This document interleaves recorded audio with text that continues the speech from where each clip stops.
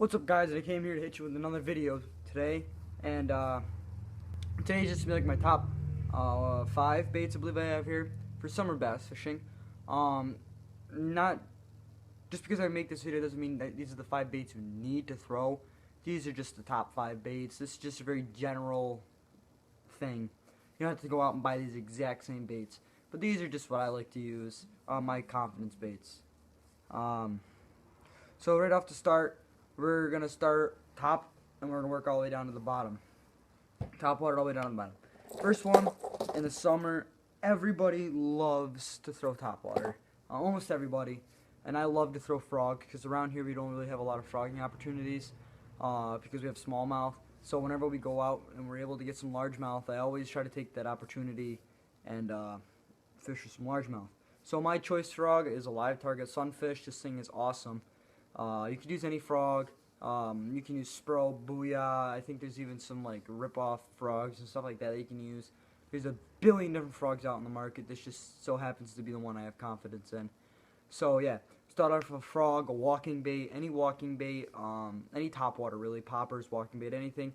But I love to throw a frog even in open water. That's why I like the live target sunfish. Next bait, we're gonna use a jerk bait. And I know you guys are gonna be like, what? Jerk bait? It's more of a cold water bait? No, it's not. I use this year round. This one I so happen to have right here is a Golden State bait. Jerk bait. This is a baby bass. I love this jerk bait. Again, you could run any bait you want. Mega Bass, Lucky Craft, Rapala, Smithwick, Spro, anything like that. Any jerk bait you want.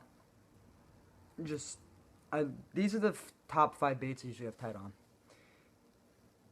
But yeah, so jerk bait and top water so far.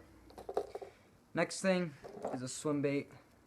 Now I'm talking like swim baits. You can tie on a little paddle tail and stuff, but I like to throw big 6-inch swim baits. Spring and fall I usually throw bigger baits, but like the 6-inch seems to be a good area, 4 to 6-inch baits. Really not going to talk a lot about this. You can fish this bottom to top. It's just a very versatile bait. Pretty much, that's about it. Next one, we're going to go with is a crankbait. This one is a Ima. I don't even know what the heck this thing's called. Just an Ima something 100 or something like that. I don't know, but it swims really good. I like this little bait. It's in a bluegill pattern. I like to really focus on like bluegill kind of patterns. Just again for my largemouth because they just love bluegill, eating bluegill. Anyways, so we got a bluegill. I'm talking crankbaits anywhere from wake baits to your 25, 30 foot deep diving crankbaits. But really around here, deepest lakes we have is 15, 16 feet. So I only need something that goes down about 10 feet. So yeah, deep diving crankbaits usually is what I prefer, or square bills. But yeah, we got crankbaits. And the next one is a flipping bait. This is the one that I usually use. Not really usually I use a Pit Boss, but where we were, this bait right here imitates bluegill very well. This is a Riot Baits Fuzzy Beaver. It's got like a June bug, or like it's purple, blue flake, again a June bug, with a green pumpkin bottom. Awesome imitation. When I'm flipping, I started using flipping hooks, and when you're flipping into like brush and stuff like that, having round bend hooks really is a disadvantage. Always go with a straight shanked flipping hook. This right here happens to be a 3/0 VMC flipping hook. I like the 3/0s. Very, very versatile baits. This is like, I think this might be a 4-inch bait, maybe 3-inch bait. The 3/0 hook fits perfect. You can see it just fit perfect in that bait. I can flip this in vegetation. I can punch with this rig. I can do absolutely everything with this rig. Again, it's just awesome. I throw with a little weight here. I don't go anything fancy. I think this is steel. It's the first thing I grabbed because I was just flipping holes in grass that I saw out in like 3 feet of water last time I went fishing. But yeah, this is a short little quick video. Again, my top 5. I'll go over them again. We got walking frog, a jerk bait, some sort of 6-7 inch swim bait, a crankbait, deep diving crankbait, and a flipping bait. I know a lot of people like to use jigs and stuff. If I'm using jigs, I'm flipping and skipping docks.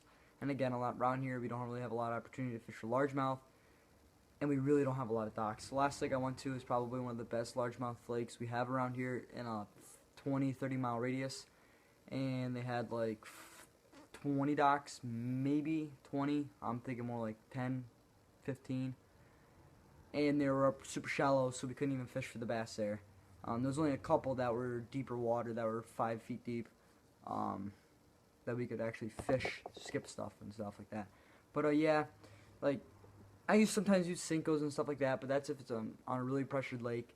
But if I'm not really on a pressured lake, or it's like kind of like a lake that nobody really knows what they're doing, I'm gonna throw these 5 baits. I'm always gonna have these 5 baits in mine or tied on or something like that, something to that effect.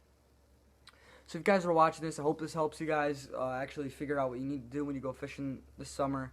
I know this is kind of late in the year to make this video. I just kind of had the time today to do it, so I did it. Yeah, if you guys like this video, please subscribe. That'd be awesome. Let's get this a bigger page, and then I can just do more and more videos. It'd be pretty cool if I'd be able to do that.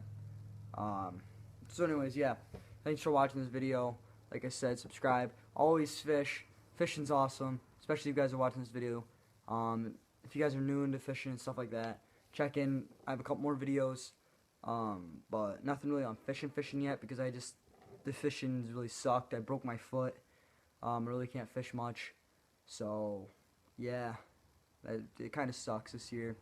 Fishing this year's really sucked summer. Usually, last year I probably got 300 smallmouth by this time last year, and I'm probably at like 100, 150 bass. That's largemouth and smallmouth this year. It's pretty bad. But yeah, anyways, like I said, subscribe. Yeah, that's about it. Tight lines, have fun.